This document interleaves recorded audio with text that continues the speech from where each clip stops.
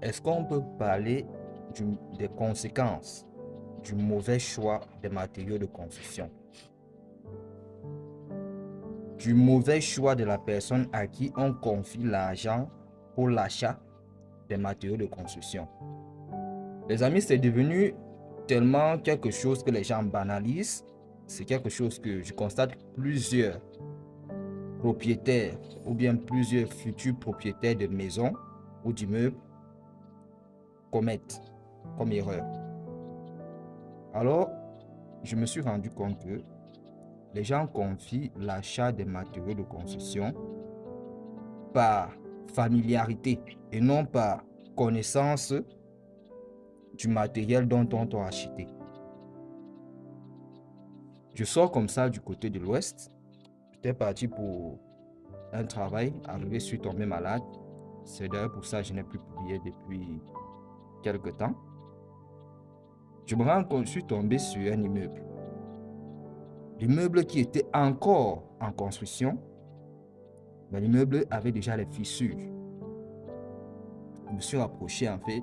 J'ai essayé de faire un simple diagnostic visuel. C'est comme on appelle chez nous macro.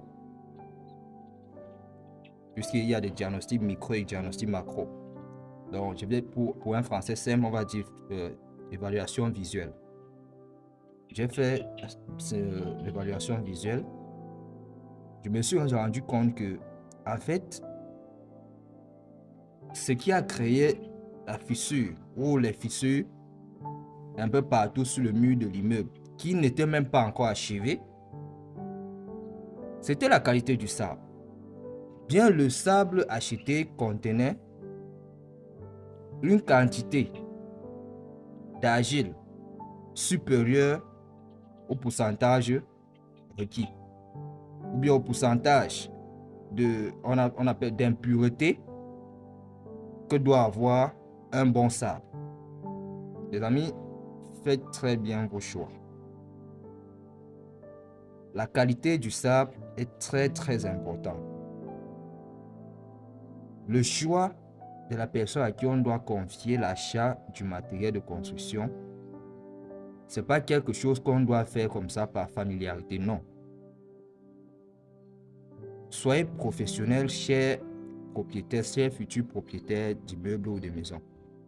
Soyez vous-même aussi professionnel pour pouvoir pousser votre architecte, votre ingénieur ou votre maçon à être professionnel. Sinon, vous n'aurez que des yeux pour pleurer vos